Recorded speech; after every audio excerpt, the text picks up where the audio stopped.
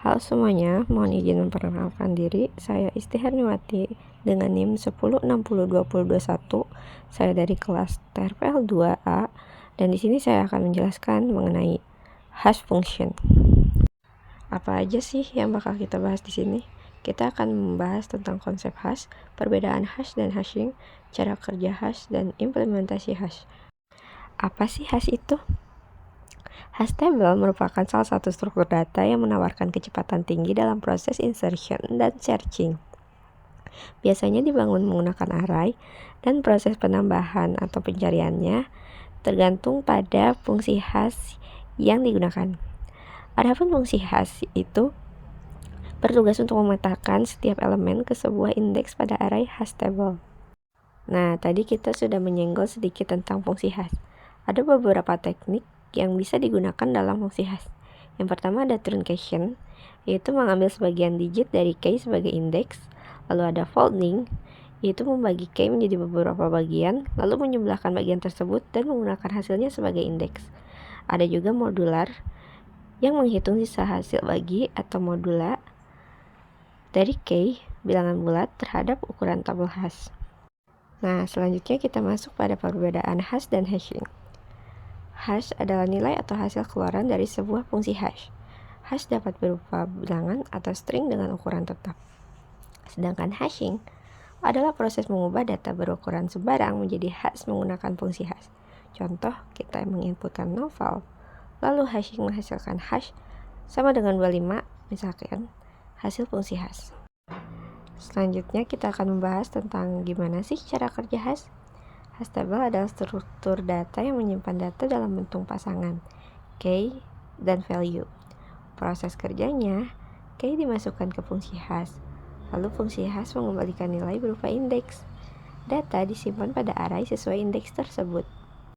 Agar lebih jelas, mari kita nonton potongan video berikut agar mendapatkan penggambaran tentang cara kerja hash yang lebih jelas.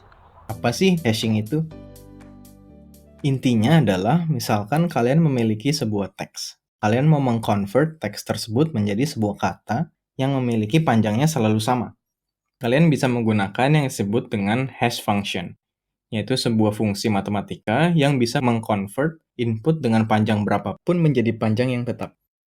Di sini, input kalian akan dimasukkan ke dalam hash function, lalu akan diubah menjadi sebuah kata yang tanda petik tidak beraturan dan tidak bisa dibaca manusia. Nah, kayak gitu ya cara kerja hash. Ternyata hash ini punya masalahnya sendiri loh, yaitu collision. Collision terjadi kalau 2 key atau lebih dipetakan ke indeks yang sama.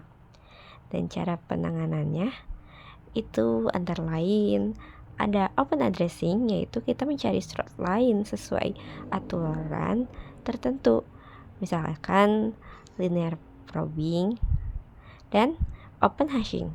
Setiap slot tabel menyimpan struktur tambahan, biasanya linked list. Selanjutnya mari kita bahas tentang pengimplementasian hash pada Python.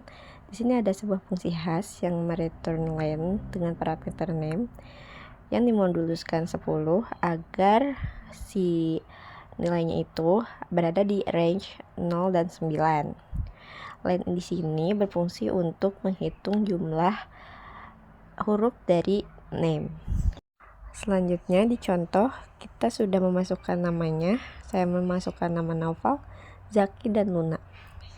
For n in names, print f nama n dengan hashnya, kita panggil hash functionnya dengan parameter n, yang dimana n itu sudah berisi nama-nama yang tadi. Maka di sini outputnya nama Naufal hashnya 6, nama Zaki hashnya 5, dan nama Luna hashnya 4.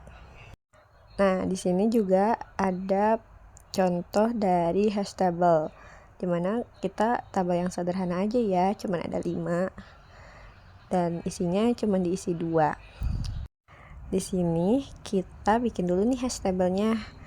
Hash table sama dengan non kali 5, yaitu non itu sebuah array yang kosong. Nah, lalu ada def insert dengan parameter nama dan nomor telepon. Di Di sini indeksnya kita ubah menjadi hash function atau siname tadi. Jadi si indeksnya itu adalah hasil dari nama yang sudah proses menggunakan hash function.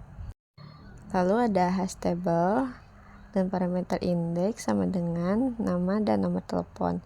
Jadi tadi kan indeksnya udah diubah menjadi hasil dari hash function. Nah, di sini indeksnya diisi dengan nama dan nomor telepon.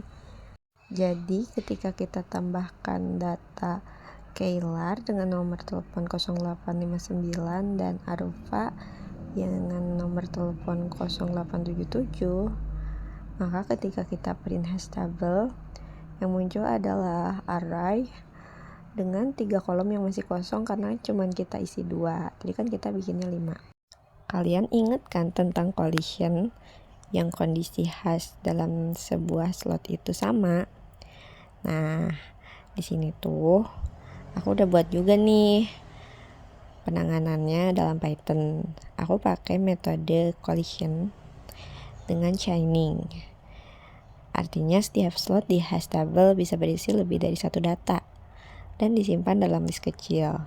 Jadi kan di sini ada Gogoy dan Empang. Itu mereka sama-sama punya hash yang sama.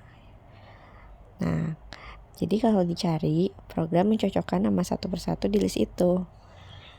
Jadi ini adalah cara paling mudah dan fleksibel untuk mengatasi collision.